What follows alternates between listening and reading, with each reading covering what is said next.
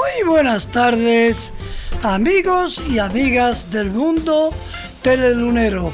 Hoy tenemos nuevamente con nosotros al escritor, al afamado escritor valenciano Juan Benito Rodríguez, que nos hablará del río Turia, entre otras cosas. Cita con la historia. Y hoy nuevamente tenemos con nosotros a ese gran escritor valenciano que es prolífero en publicar artículos sobre historia. En esta ocasión, pues ha escrito un artículo, una crónica referente al río Turia de Valencia, ese famoso río valenciano, muy icónico en la ciudad, con mucha historia, y que nuestro invitado, como hemos dicho, Juan Benito Rodríguez, nos hará una maravillosa disertación sobre este río valenciano. Muy buenas tardes, Juan Benito. Muy buenas tardes, estimado amigo José Mantecón. De nuevo, un placer estar aquí con usted y con todos nuestros radio oyentes, que en fin, en definitiva, es nuestro fin, poder llegar a todos ellos. Yo quería hacerle una pregunta para comenzar la entrevista. ¿Por qué el río Turia es un símbolo, yo diría más que símbolo, un icono de la historia de Valencia? Realmente el río Turia es un icono, un símbolo inmenso de la ciudad de Valencia, porque desde sus inicios ha sido, como digo en el artículo, la vida y la muerte para Valencia. Se cuenta que en un principio el río era la fuente de donde los íberos, los romanos, todos los pueblos que venían, los que se asentaron, los que conquistaron, es donde cogían ellos el agua. Siempre al lado del río es donde nace la vida. Y luego, digamos, ha sido la muerte, porque las grandes crecidas, las grandes riadas, hay dos que han sido extremadamente catastróficas, una de 1517 y la otra relativamente cercana de 1957, han sido totalmente devastadoras, con muchísimos muertos, con derrumbe de casas, derrumbe de puentes, e incluso llegar hasta, como en la última, la más cercana, que tenemos más información, tener que pedir el ejército para poder quitar todo lo que había entre medio, todo a Nazaret, que fue una de las zonas más castigadas por esta última riada. El río Turia, ¿dónde nace? Pues el río Turia nace exactamente en Aragón, en la comarca de Albarracín, entre los municipios llamados Griegos y Guadalaviar. Además, se ve muy bonito, es una zona amplia, una zona calcárea, y hay como una piedra, de hecho hay incluso un sendero que llega hasta esta piedra, y en esa piedra es donde nace el río Turia. Y el río Turia, pues como muchos otros nacimientos de ríos, es pequeño, es, digamos, humilde, pero se hace grande, bravo y muy caudaloso en ciertos momentos y en ciertos puntos de su recorrido actual. En tiempos, Valencia capital también fue un sitio donde el río era muy caudaloso. Ahora realmente no es así, pero bueno, sí que lo fue. De hecho, sobre la segunda pregunta o la segunda cuestión de la pregunta que me hacía, no se llama siempre Turia.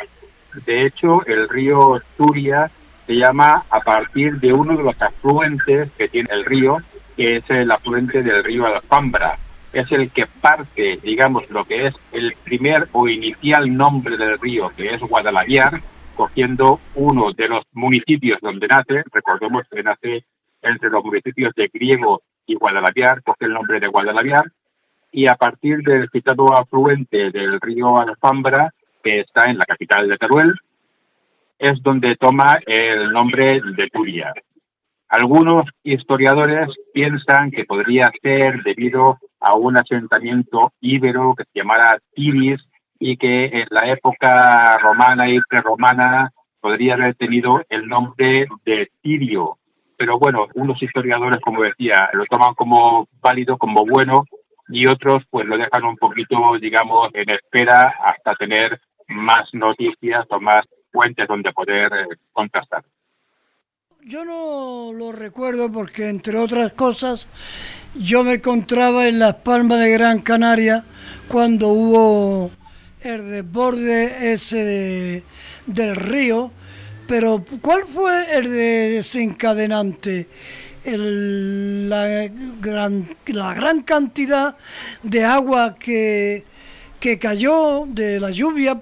Se fue el desencadenante, la gran precipitación que hubo, o porque el río no estaba bien encauzado. ¿Y cuál fue? Bueno, en un principio debo decir que yo tampoco lo viví. Yo nací en el 72, con lo cual yo nací después de la riada, algunos años después de la riada. Pero bueno, para eso están los libros y los historiadores que te dejan sus legados para poder beber de ellos. Realmente el río estaba bien encauzado, porque un cauce natural del río no puede estar nunca mal encauzado. Eso podríamos hablar del nuevo cauce que le hicieron al río Turia, llamado Plan Sur o Solución Sur, pero eso en aquel momento no estaba, porque la Solución Sur se inauguró en el 69, bastantes años después de la riada del 57. Con lo cual, el cauce del río era el justo y natural, porque era realmente el cauce que era propio del río de manera natural. Lo que ocurre es que, según cuentan las crónicas, hubieron dos oleadas de agua. Primero empezó a llover muy lejos de lo que era Valencia. Y aquí a Valencia, a través del río, llegó una fuerte crecida. Una fuerte crecida que fue la que, digamos, provocó la primera oleada de la riada. Esta primera oleada fue grande. El río se desbordó prácticamente por todos los sitios y causó bastantes calamidades y bastantes pérdidas. Pero lo que fue peor de todo fue la segunda oleada. De hecho, el día que en Valencia se desbordó el río, el día que todos recordamos como la riada, en Valencia no llovía. De hecho, no llovía cuanto apenas. Pero lo que había estado lloviendo torrencialmente era, digamos, en la cabecera del río, o sea, en la parte alta del río. Y cuando menos nos dimos cuenta en Valencia, recibimos toda la segunda oleada. Bueno, recibimos, yo como he dicho no estaba, recibieron las personas que vivían en aquel momento la segunda oleada. De hecho, hay crónicas, y yo tengo un libro escrito sobre el río Turia, y para hacer el libro estuve hablando con personas que la habían vivido o que, digamos, la habían contado de primera mano sus padres, abuelos y demás. Y hay una cosa que me llamó muchísimo la atención, y es que me contó una persona que en la segunda oleada no se veía venir el río crecido, sino que realmente se veía que avanzaba una pared de agua. Y esa pared de agua es la que realmente destrozó totalmente. A la altura de Zaidia, que es el distrito aquí de Valencia, el agua llegó como hasta 5 metros de altura. Fue realmente espantoso. Se cuenta que 5 metros de altura, prácticamente todo lo que es la margen donde está Zaidia estaba inundada muchos metros allá, pero por la otra parte también. Y como el río tiene de media 130 metros de ancho, 130 metros de ancho, más otros tantos a un lado del río, más otros tantos al otro lado del río, se juntaría con una media, y lo digo un poquito sacándomelo de la manga, sobre unos 300 metros donde solamente se vería agua y algunos tejados de las casas. Eso realmente sería para asustarse, pero con mayúsculas. Un desastre total. El cauce que llevaba ese río es lo que hoy en día es lo que la zona esa que hoy está tan bonita. Es el Jardín del Turia, lo que llama Jardín del Turia, que viene a iniciarse aproximadamente donde está el parque de cabecera, en las afueras, digamos, de lo que es ahora el Biopark, los alrededores de lo que es el Biopark, y llega hasta la ciudad de las ciencias. El Jardín del Turia, podríamos decir que ahora lo que es la parte lúdica, que es básicamente para lo que ha quedado el cauce natural o el cauce antiguo del Turia, podríamos decir que comienza en el Biopark. Y el Biopark, como todos sabemos, es un zoológico muy moderno que se constituyó hace muy poquitos años, en el 2008, si no recuerdo mal, y que a partir de ahí hay una zona de juegos donde hay pistas de ping-pong, donde hay mesas de ajedrez, hay como una especie de gimnasio público con varios aparatos. Luego nos metemos en que hay árboles como moreras y demás, recordando un poquito a lo que era el río en la antigüedad. Yo recuerdo ya haber ido a coger moreras para mis gusanos de seda cuando yo era pequeño. Y luego viene el azul de Robella, la parte donde está el Betxestú. Luego hay varios campos de fútbol, y luego ahí en el medio, muy cerquita, donde hay una pista, no voy a decir olímpica, pero sí con diferentes formas de hacer deporte, pistas para correr, sitios donde voy a hacer tirar martillo, donde tirar jabalina, hay campos de rugby, hay campos de fútbol. Luego nos metemos más adelante, que tenemos el Gulliver. El Gulliver es un parque infantil que tiene desde arriba, se puede ver, sobre todo con el Google Maps, y en tierra puede tener la imagen desde arriba, una imagen aérea muy bonita, que es imagen de Gulliver, y todos son llenos, sobre todo está lleno de toboganes y cosas para que los chiquillos puedan entretenerse. Luego, un poquito más adelante, tenemos el Palacio de la Música, que es un edificio con el techo de cristal. Es un edificio muy llamativo, muy bonito, que tiene entradas tanto por el río como por la parte exterior al río, por la calle normal. Y luego, más adelante, hay un sitio que es todo jardín, más que jardines, bosques, como si fuera bosque salvaje, árboles plantados aquí y allá para que dé la impresión de una arboleda natural. Y luego nos encontramos con la inmensa ciudad de la ciencia, donde está el Umbráculo, donde está el Museo Príncipe Felipe, el Oceanográfico, el Ágora, o sea, todo el complejo de la ciudad de las ciencias. Y lo que ya a partir de ahí ya no se puede llegar, sí que podríamos llegar, pero carece de interés, porque a partir de ahí ya es zona portuaria y es zona industrial. Entonces ya no hay interés para ir, porque eso ya es para las personas que realmente necesitan de estar allí. Bien, Juan Benito, ahora pues claro, como es natural, pues eso se desvió para que no hubiera más desgracia, evidentemente, pero ¿cuál es su cauce, bueno, su transcurso en la actualidad? ¿Dónde comienza, hasta dónde llega, etcétera? Pues no sé a qué cauce se refiere, pero si se refiere al cauce nuevo, al que llamaron Solución Sur, ambos dos, tanto el cauce viejo como el cauce nuevo, se separan a la altura de Quart de Poblet. Ahí hay una represa donde confluyen ahora varias de las acequias. Antes no confluían, sino iban cada una tomando el agua del cauce antiguo del río Turia en su punto correcto. Pero ahora, a partir de ahí, se diferencian los dos cauces. El nuevo cauce del río va prácticamente en línea recta, con unas curvas muy leves, hasta desembocar al mar. Y el cauce antiguo, el cauce natural, sigue su rumbo natural, lo que era su normal trazado del cauce, hasta llegar a la desembocadura del río, que, como he dicho, no desemboca ahora porque está pegado. También en tu artículo habla de una cantidad de puentes que cruzaban.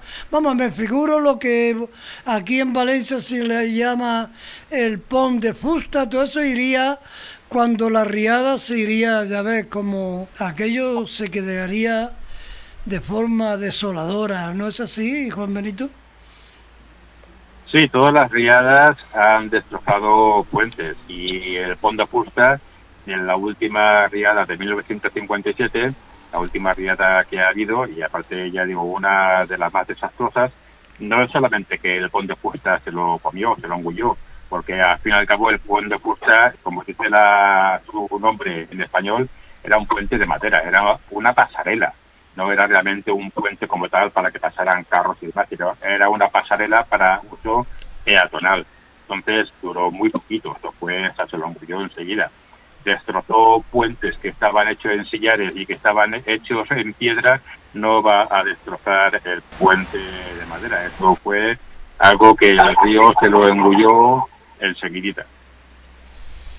Pues muy bien, Juan Benito, pues muchísimas gracias por estar nuevamente con nosotros y documentarnos tan magistralmente como lo hace usted sobre estos temas de Valencia, de valencianos, que de verdad que son bastante enriquecedores, y sobre todo de la pluma de usted, pues parece uno que está viviendo el momento, ese amargo momento del desbordamiento del río.